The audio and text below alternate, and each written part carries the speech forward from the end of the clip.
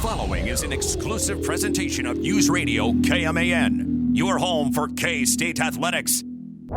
It's game time. This is The Game on News Radio KMAN.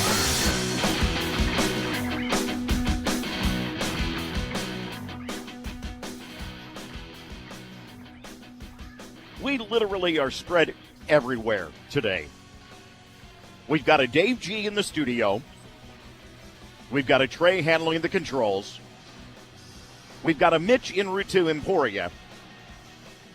And we got yours truly in Dodge City. Welcome to a far-flung edition of The Game. Trey, will you please take my audio out of my own ear? It's a little distracting to hear the echo coming back. There we go. Oh, my goodness. Welcome to a Thursday afternoon edition of The Game.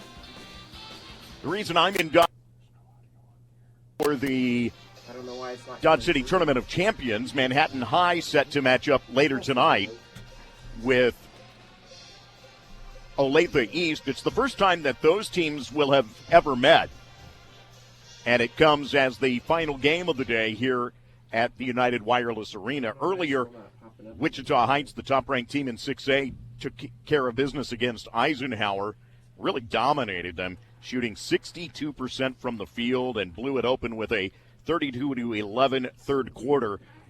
Final score was 67-37, a 20-0 run at one point for Wichita Heights to gain that advantage. The game that is currently underway, they're getting ready to tip the second half here in Dodge. It's Campus 28, Wichita East, who Manhattan beat earlier this year, 22. Mitch is headed to Emporia. He'll have Manhattan High girls coverage coming up for you this evening.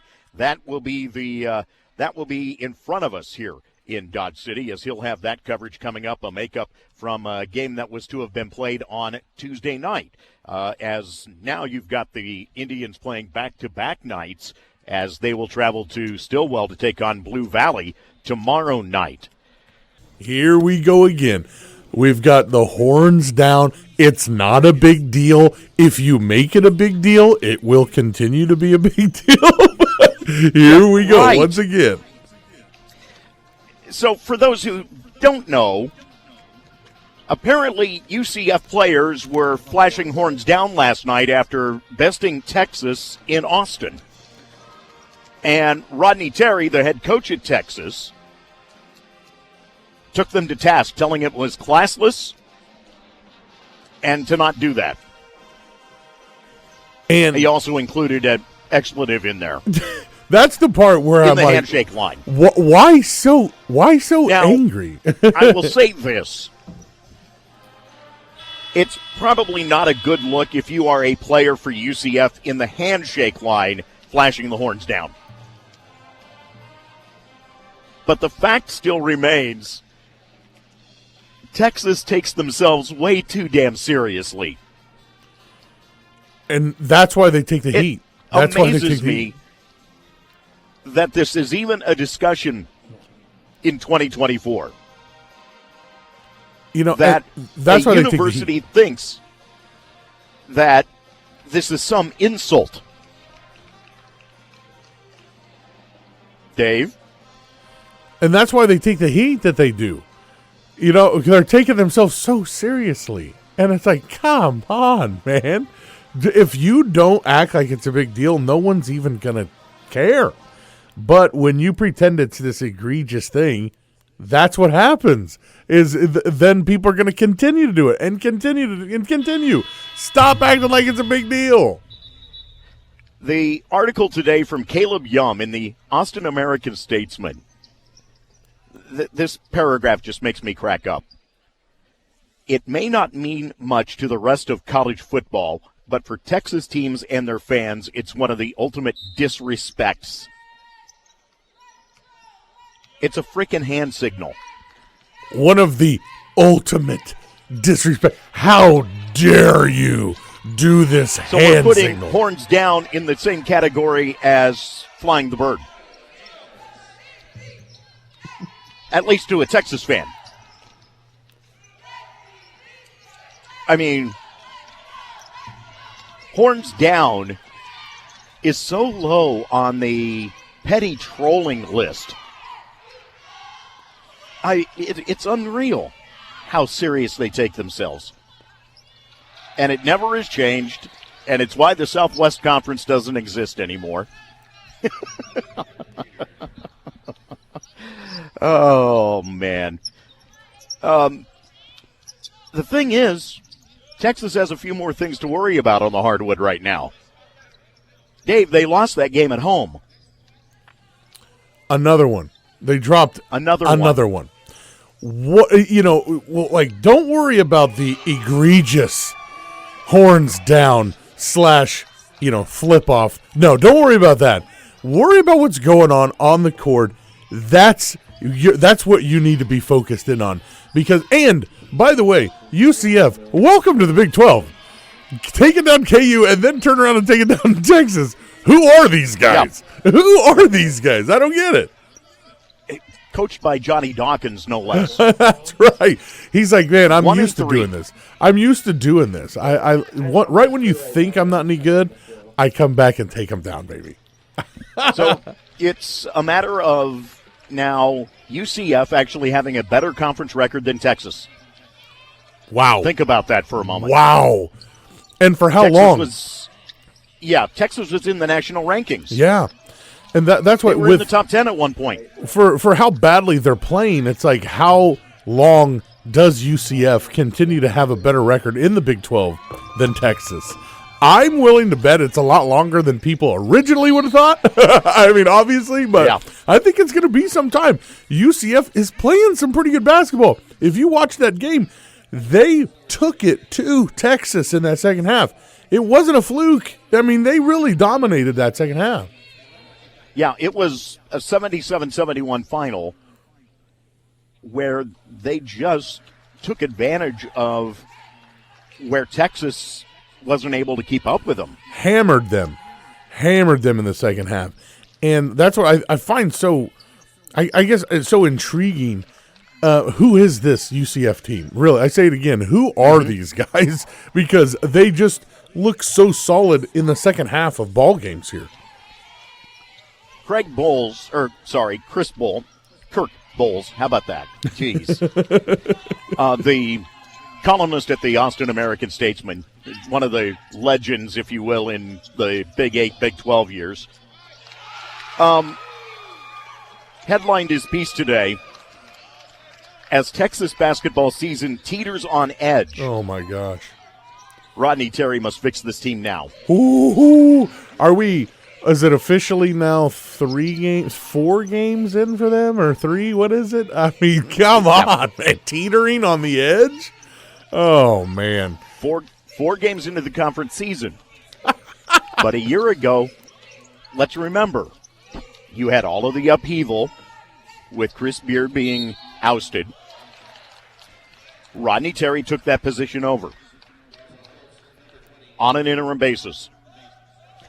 And he coached them well. Deep into the NCAA tournament. Played without Dylan Disu in the tournament. And in many people's eyes, earned himself the head coaching job. He did. Yeah, he did. I had my doubts. This is a guy who struggled at UTEP. I couldn't understand why Texas would want him as a head coach. Right. You think maybe it was that crop of upperclassmen, possibly that were really liked him and really responded to him and his coaching style. And we can't discount the fact that there is just something about an interim head coach. You know, that they, like, more times than not, the teams just really rally behind. And you rally behind a guy and you already have, that step up in athleticism, that step up in player. And good things can happen when you're playing hard. And it doesn't really matter. You know, it wouldn't matter if it was him or someone else, but these guys are really playing hard. And now we come back a season later and it sure looks like he finessed the bag from Texas because it's not going well there at all. Conversation that I was hearing on my drive down here, and they were discussing that Terry is a good coach, but that his recruiting lacks. Oh. And to me, that, I get that. It makes sense. But then you look at the product on the floor this year for them. 14-2 in the non-conference. But how good of a non-con was it? They're 1-3 now. Oof. In the Big 12. Oof. 1-3. Oof. That did you look up at all the Texas non-conference? Well, I know one team that they beat. You'll laugh at that one. Uh-oh. Just because. Uh-oh. No, don't tell me. Don't tell me it was the Bears. Don't tell me it was my Bears. Oh, no. Okay, we've got UIW. We've got Delaware. Incarnate Word. Yep. Delaware State, Rice, Louisville, which they beat by 1 point. Which should tell you something because Louisville's not good. No, they're terrible. UConn was their one of their losses. Wyoming, Texas State, Marquette is their other loss, non-con, and they got buried. It's 86-65. I mean, they got crushed. Yeah. And Houston Christian, that's a nobody. LSU, Corpus Christi, Texas A&M, Corpus Christi. Oh boy, UNCG, Texas Arlington, and then we start. The Big 12, which even their win against Cincinnati was a 1-point win. Yes. West Virginia beat them by 3. Oh my goodness, it is not good in Austin right now. Not good at all. Oh no, they are sitting right now. If you start looking at quad 1, quad 2 wins, a total of 2. Oof. Oh, they're 2-4. Oh no. No. Bowles' assessment was this. The cause of death, unnatural causes, is what he said. The symptoms were a gross lack of leadership in crunch time, a bad case of defensive lapses, a clear shortage of toughness, poor fundamentals, and an inability to finish games. The coroner's report is rough, man. What a rough spot. But other than that, how was the play, Mrs. Lincoln? Oh, my God. Oh, we got a little history humor for you on the game today. Well, yeah, it's kind of there. Yeah. It's kind of there. Absolutely. And yet, after the game, what is the head coach of Texas's number one worry? Yep. A hand gesture. A hands gesture. Ugh. Horns down. I know it's frustration. I mean, we can all understand that it's leaking out, it's into other things. I'm sure if he could have that moment back, he would. It was just such a terrible look. Such a terrible look, especially cursing at the guys. I mean, come on, man. Come on. And so much of that comes back down to Texas believes it should be the bully on the block. Yep. It believes itself to be above and beyond everybody else, and there's that SEC membership coming their way to prove that next year. Right.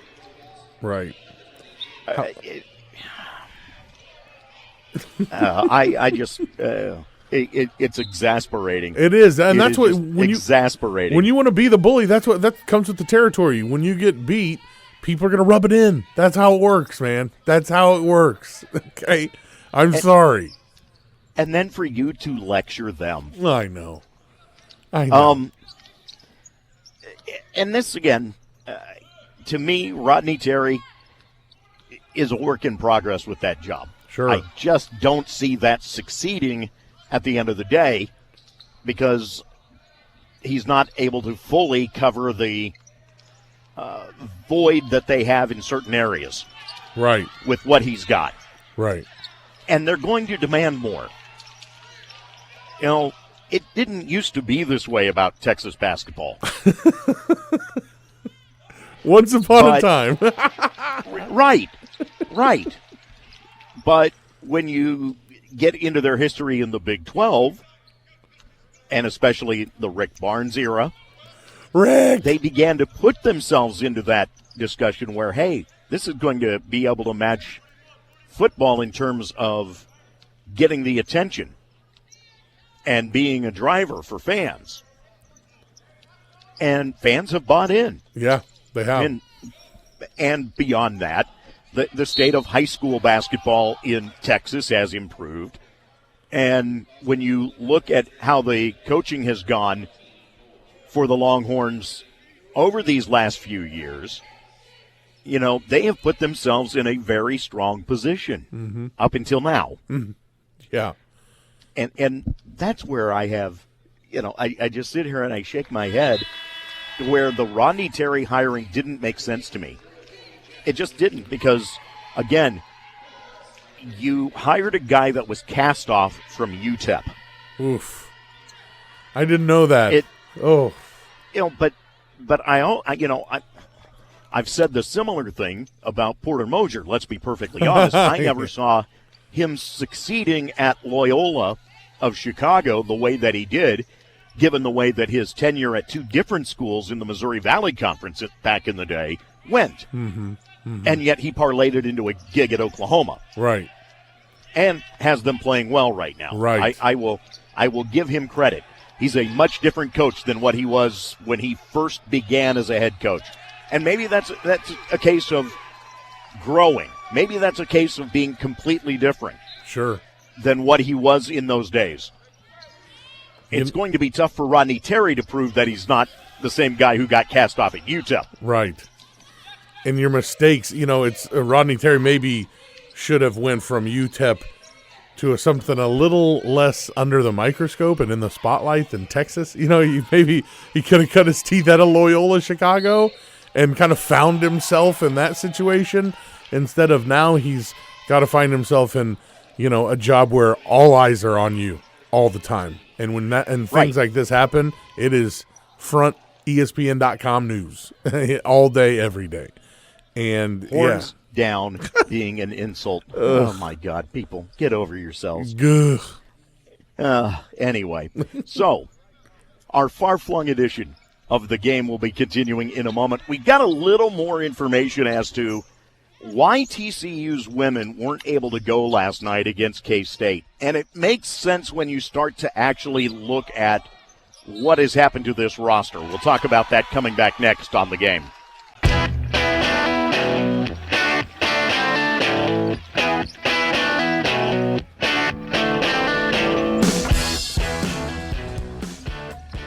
Keeping an eye on a game that's now in the fourth quarter here at United Wireless Arena. It is the Tournament of Champions, Manhattan High, coming up later tonight to match up with Olathe East. We'll have the coverage for you here on News Radio KMAN. It's the back half of a Manhattan High doubleheader. The Indian girls are at Emporia tonight. Mitch Fortner will be joining us in a bit as he will have coverage of that contest this evening here on News Radio KMAN. Dave G is in the studios. Travion is handling things at the controls. Yes, we are a far-flung group today as we come to you on The Game. Just of note, campus leading in this one with about 6 minutes to play over Wichita East, 46-40. The winner of this game will draw the winner of that Manhattan-Olathe East contest that comes up later tonight. The other game then that is in front of us tonight, 7 o'clock tip, Dodge City against Mays here at United Wireless Arena. Here's the tough part. If you're Manhattan, you win tonight and you play at 2:30 already tomorrow. You've got the late game tonight and a 2:30 tip if you win. It's even worse, a 1 o'clock tip if you lose. That's just the bad way that this slate has been laid out. The intent, of course, to give Dodge City either of the spots tomorrow night in primetime, whether it's the 6 o'clock or the late contest tomorrow night. No matter which side of the bracket they're on, they wind up getting an opportunity to play in front of the home fans at night, and thus a weird schedule quirk, if you will, for Manhattan High, no matter the outcome of the game tonight. We talked at length yesterday about the situation with the TCU women's basketball team and not being able to field enough players to match up with K-State last evening or Iowa State coming up in the weekend slate of contests. And there's been a lot of derision and some on my part even for that entire situation, because you look at it and it just doesn't feel right. It doesn't smell right. But I got a rundown today of exactly how this has played out through the course of this year. And you have to remember that you are looking at a team that had a coaching change after last season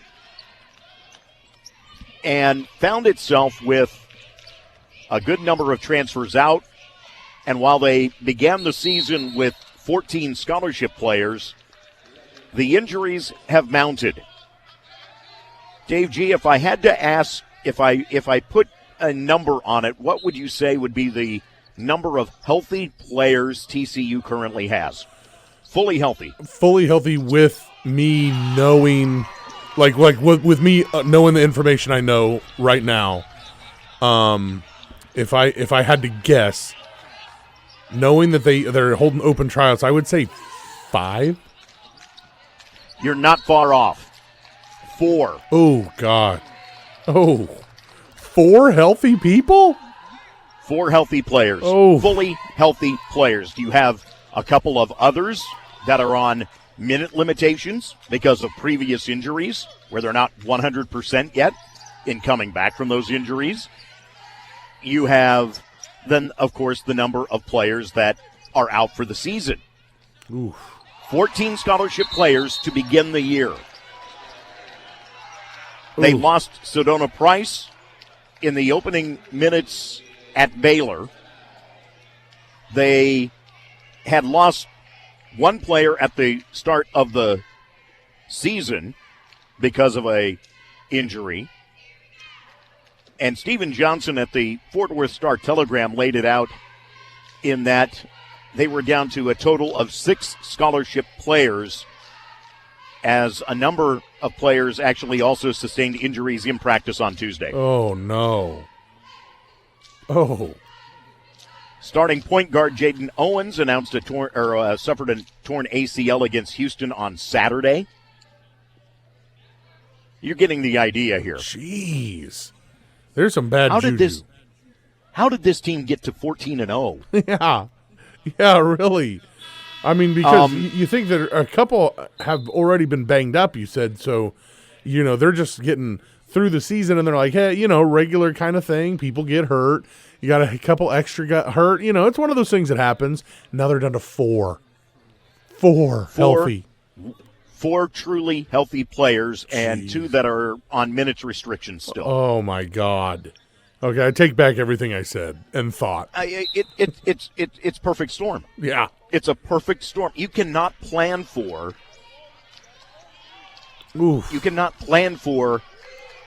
having over half of your team go down with injuries that are taking them out for any length of time. No, and that there's the injuries in practice are, it's just an accident, an accidental thing. And like you said, you can't prepare for that. When you're down to 6 or 7, I mean, you can't say we're not having practice. You still have to go do stuff.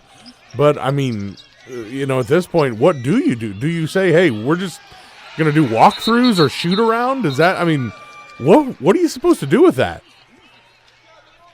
That's about all you can do you get the managers out there and do like has been done for years in terms of bringing on male managers to practice with the team, but you're still not getting a good practice in that you've still got to fill out a 5th spot on the floor somehow. Yeah, and those managers better watch out. They might get injured. We don't even have a manager's team out here, man. These guys getting hurt too. There's something going on. I'm absolutely floored by this because I have never heard of a team losing essentially 10 players due to injuries. No, I was trying to think in the course of a season. No, I was trying to think besides COVID, What if is there a similar situation? I have never heard of this before. And remember, No. Everybody thought, okay, there's something else going on. It's oddly kind of refreshing to know that it's just the injuries, but then on top of that, you feel so bad. You feel so bad for the whole program, the girl, the women, the coaches, the fans, everybody. You feel so bad for it, but it's nice to know that it wasn't something super nefarious or weird. It's just insane amounts of injuries. It looks bad because you've got two ranked teams that are literally right there in front of them on the schedule. Yes. Back-to-back, having to match up with K-State, then Iowa State, both in the top 25 this week. Right. You already had them 2 games ago taking on number 10 Texas, at the time number 10 Texas. So, it's not as if that schedule gets any easier for them. It does in a little aspect in that once you get past the Iowa State game, they don't have another ranked team on the schedule, at least for the moment. UCF, Texas Tech, Kansas, Oklahoma, none of whom are ranked for the moment. Oh, okay. So now, yeah. I take that back. OU is, or was a couple of weeks back, but they're not now. The point being, though, is that you just, there is a stretch here where things can turn a little bit for them, but the key is that they've got to get healthy. And, talk about the absolute worst timing to have that many injuries rack up. Yeah, and, Mitch was saying something yesterday that it's the season-long injuries are their best players. Is that right? Their key players are the ones who are out for the whole season.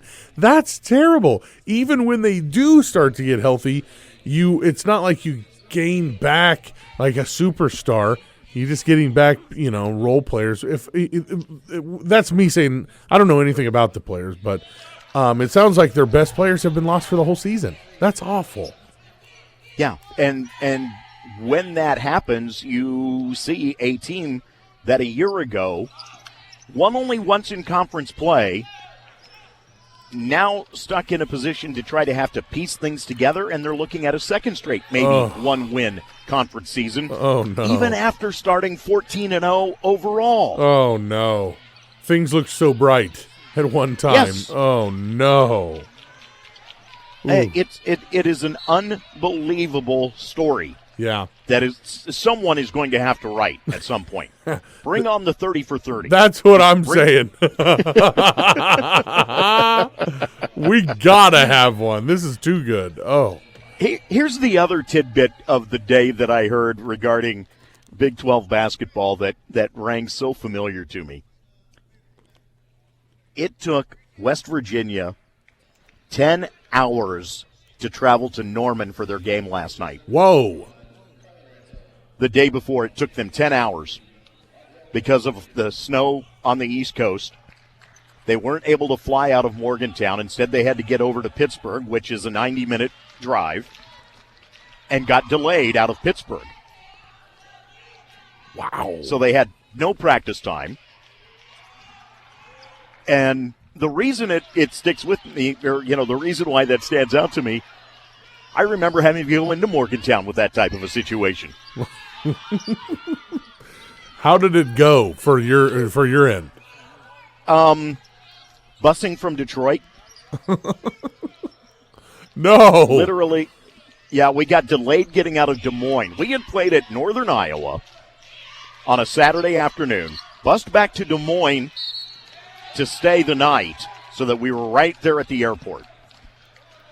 Get to the airport the next morning, get delayed, and our flight out of Detroit to Pittsburgh went on without us. Oh. No. So it put, yeah. So we bussed from Detroit to Morgantown. Oh, God. Never again. I will say this. I was impressed with the turnpike stop in Ohio that we made.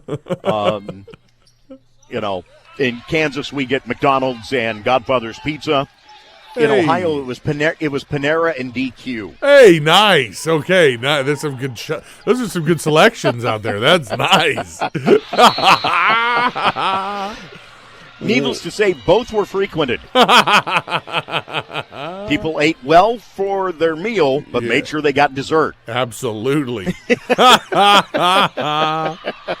Oh, you guys got to see a part of the country that not everyone gets to enjoy, you know? That's something else. Oh, my. Yeah, no doubt. So, yes, TCU with decent reason for not playing last night against K-State, as frustrating as it was for especially the Cat fans who had tickets to see them last night in DFW. Yeah. We continue on the game with more in a moment.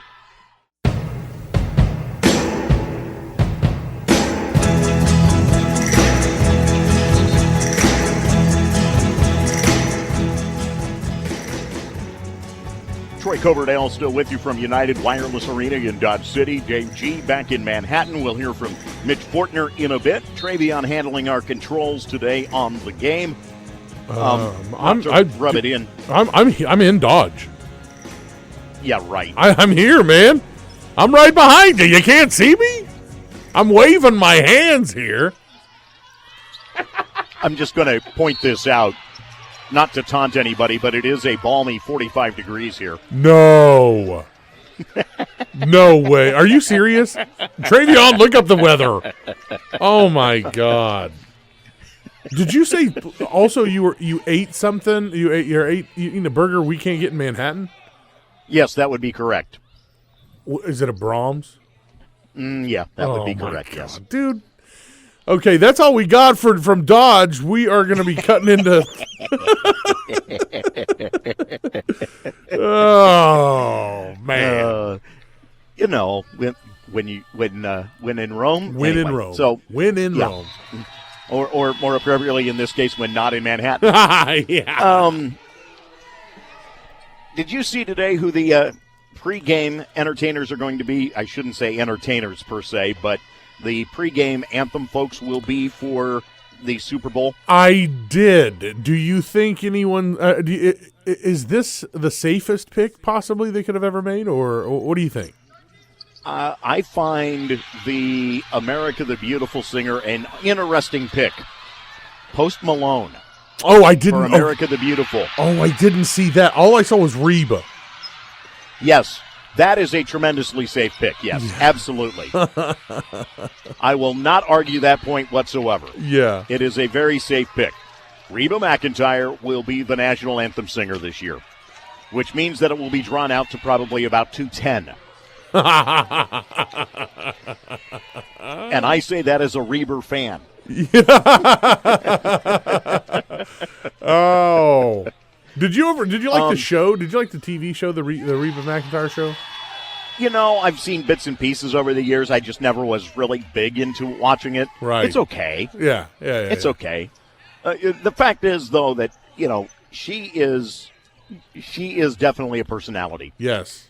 And if you have never heard about the prank wars between her and Kip Brooks and Ronnie Dunn of Brooks and Dunn, ooh, when they were on tours together, you need to to research them. Ooh. Because they all were they would go at each other with all kinds of pranks. Oh yes. And you know, and so Reba's so sweet that she can get other people to help her like really easily. Yes. Oh, that's fantastic.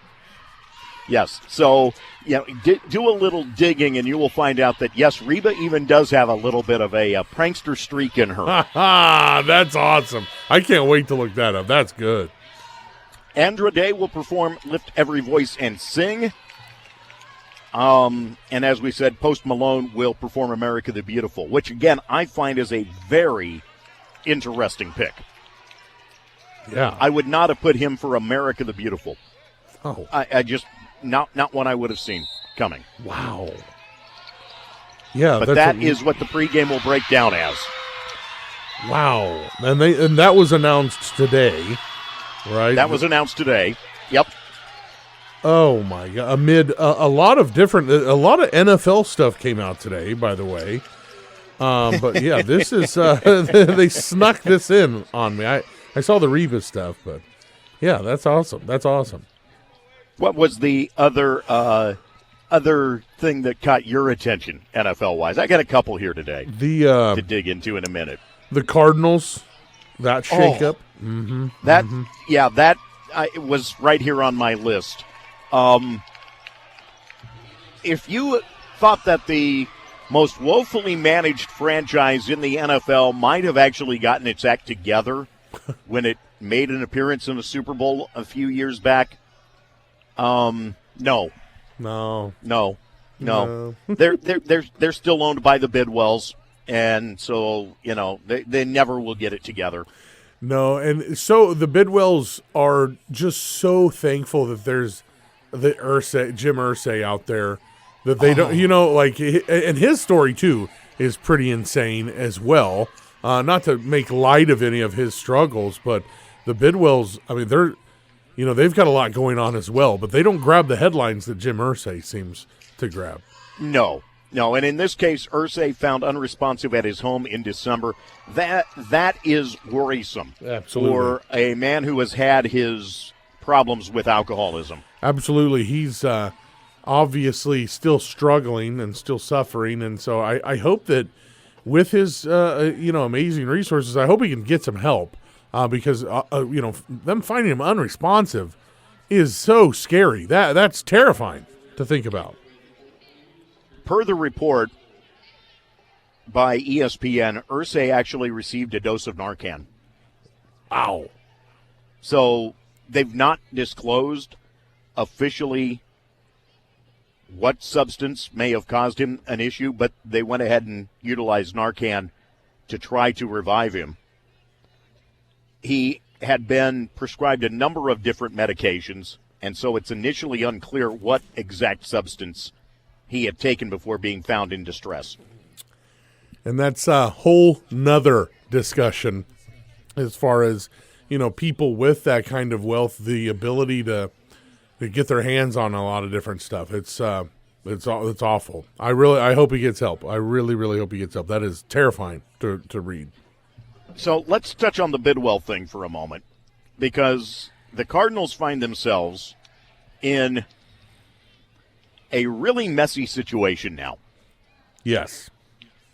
They've moved the majority of their non-football operations out of their longtime practice facility into a nearby workspace, which I find very odd.